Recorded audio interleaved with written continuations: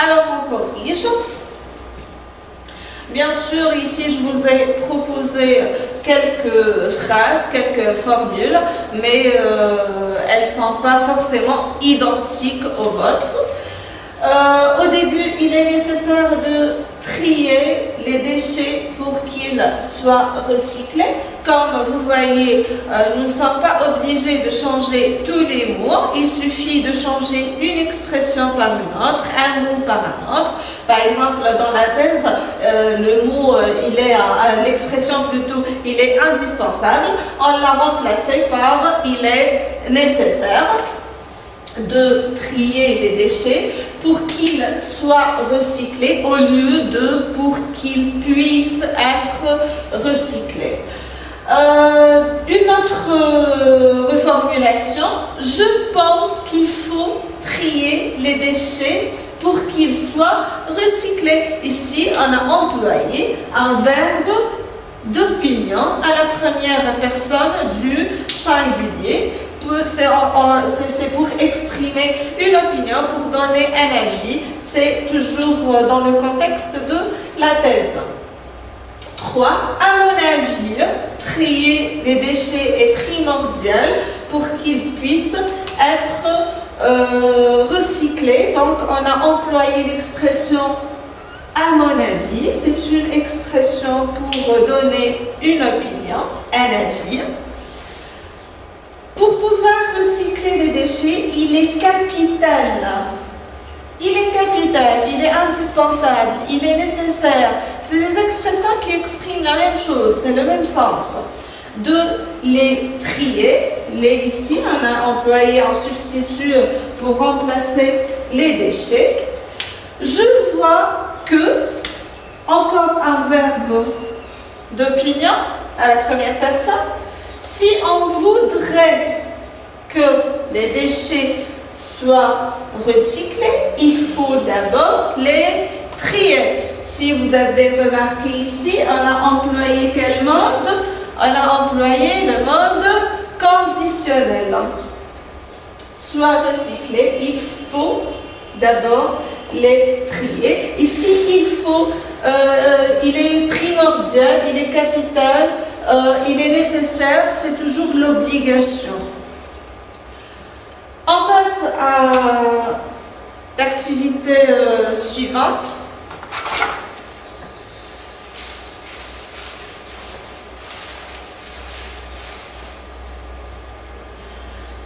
L'activité numéro 5.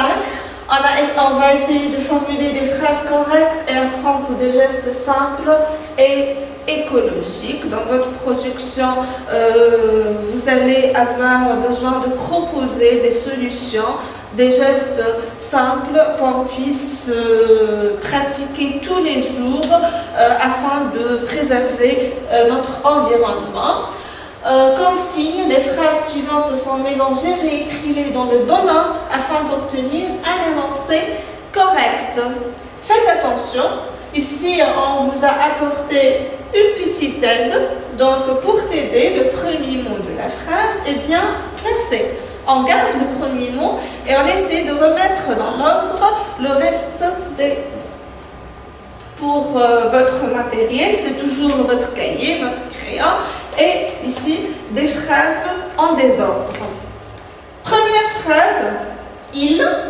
Ici, le premier mot, il est bien placé, on ne change pas. L'hiver pleut trop, l'été pas assez. 2. Certaines. Toujours le premier mot est bien placé. Embrancher, famille, de pluie. Des récupérateurs sur leur gouttière d'eau. 3. Tout leur jardin sert l'eau de l'hiver à arroser en été. Maintenant, l'ensemble de ces 3 phrases nous donnera un énoncé correct. On revient.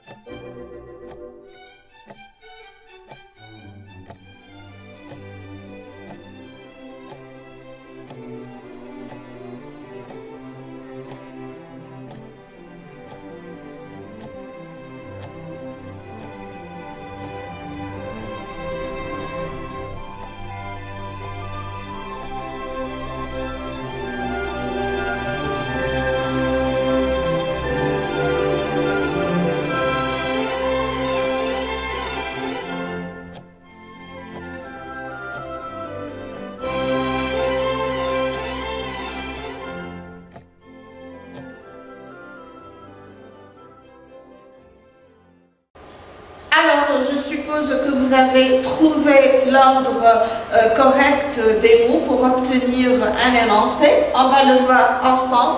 Donc, il pleut trop l'hiver, pardon. Comme vous voyez, on a gardé le premier mot. Pas assez l'été. On passe à la deuxième phrase. Certaines, on a gardé le premier mot. Familles ont branché des récupérateurs d'eau de pluie sur leur gouttière. 3. Toute l'eau de l'hiver leur sert à arroser leur jardin en été. Ici, on a associé les 3 phrases pour obtenir un énoncé. On passe à l'activité suivante. Activité numéro 6. L'objectif, c'est de distinguer cause et conséquences. Comme signe, décompose les phrases dans le tableau suivant. Durée 5 minutes pour travailler. Matériel, on a des phrases, notre cahier et notre crayon. Les phrases, la première, le gaspillage d'énergie appauvrit les budgets de famille. 2. Penser à l'économie de l'eau assure la sécurité aux générations futures. Une consommation indifférente met en danger les ressources de la vie. Attention, ici la cause et la conséquence ne sont pas exprimées comme vous l'avez toujours connu en rapport logique. Non, ici la cause et la conséquence, c'est dans le sens de la phrase. Donc on va chercher la cause et puis sa conséquence.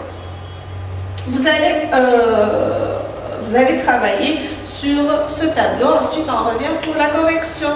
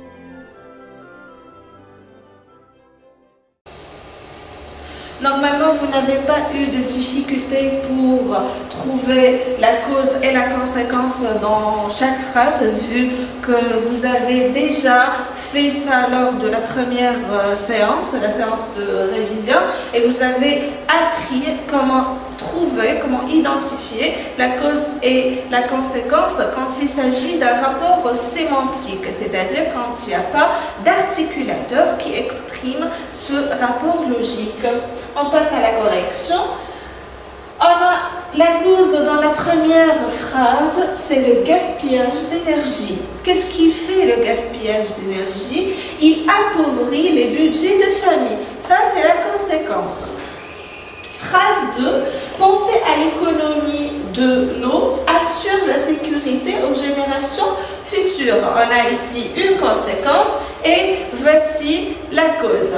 3, une consommation indifférente met en danger les ressources de la vie. On a la cause, c'est la consommation indifférente, la consommation non contrôlée, met en danger les ressources de la vie, c'est la conséquence.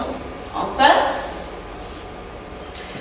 Maintenant, je vais vous donner une activité et je vous la laisse pour la prochaine fois. C'est-à-dire, on ne va pas la corriger tout de suite. Activité numéro 7. L'objectif, c'est de formuler des arguments à partir d'images. La consigne, rédige un argument pour défendre chacune des thèses en t'appuyant sur l'image qui l'accompagne. Donc, on a à chaque fois une thèse et une image qui sert d'argument. La durée, c'est 12 minutes. Je m'excuse, ici, je n'ai pas mentionné le matériel. Donc, vous avez des images, des thèses, votre cahier, votre crayon. Peut-être un dictionnaire, c'est toujours nécessaire, un dictionnaire. Pour la première image, comme vous voyez, on a ici des déchets en plastique, des bouteilles et toutes sortes de déchets en plastique à côté de, ou bien sur une plage, c'est à côté de la mer. Ces déchets en plastique posent ou bien constituent un grand danger pour l'environnement, pour les animaux marins. Donc la thèse, c'est opter pour des fournitures scolaires durables en choisissant des matières comme le bois et le métal au lieu du plastique. Fournitures scolaires ici, par exemple la règle que vous utilisez, les stylos que vous utilisez, vos cahiers, vos couvertures et tout ça. Donc on opte toujours pour des fournitures en choisissant des matières comme le bois ou bien le métal au lieu du plastique. On va chercher l'argument qui défend cette thèse à travers cette image. Pourquoi choisir des objets en bois et en métal au lieu du plastique? On passe à la deuxième image. Regardez, on a un arbre qui part en papier. La thèse, pour un environnement sain, il est nécessaire de réduire notre consommation du papier. L'arbre, c'est un élément très important dans notre environnement. Et là, il part en papier. Essayez de trouver un argument pour défendre cette thèse. Troisième image, regardez, on a la forme d'un cœur humain. Au milieu du cœur, on voit l'image de la Terre. On a la Terre avec ses océans, avec ses espaces verts, avec ses continents. Un robinet qui coule, on a ici l'eau. Et la thèse, c'est gaspiller de l'eau est un acte irresponsable. Pourquoi gaspiller de l'eau est un acte irresponsable? C'est tout. Qu'est-ce qu'elle constitue pour nous? Pour l'être humain, on a ici l'être humain, c'est le cœur, et pour la terre. Essayez d'aller un petit peu dans la profondeur de l'image pour trouver un argument important qui peut appuyer ou qui peut défendre cette thèse. Quatrième image, je suppose que vous avez des tirelires à la maison. Un tirelire, c'est une sorte de boîte dans laquelle on met des pièces de monnaie pour les économiser. Donc ici, on a une personne qui utilise la lampe, une lampe allumée, pour économiser de l'argent. Comment on peut utiliser la lampe pour économiser de l'argent? La thèse: devenir éco-citoyen, c'est commencer par réduire sa consommation d'énergie. Réduire sa consommation d'énergie. Cherchez dans l'image l'argument pour défendre cette thèse. Maintenant, je vous laisse travailler, je vous laisse réfléchir et on se va, ou attendez-moi pour une autre séance et on va voir les arguments qui défendent ces thèses. Au revoir, prenez soin de vous.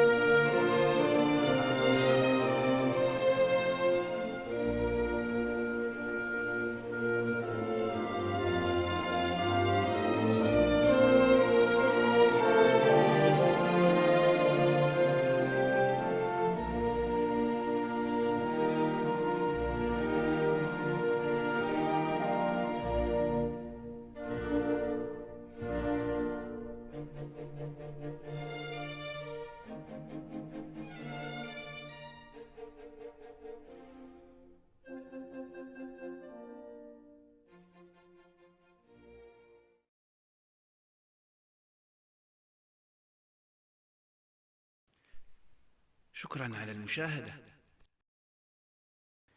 لا تنسوا الاشتراك في القناة، الضغط على الجرس، الإعجاب بالفيديو.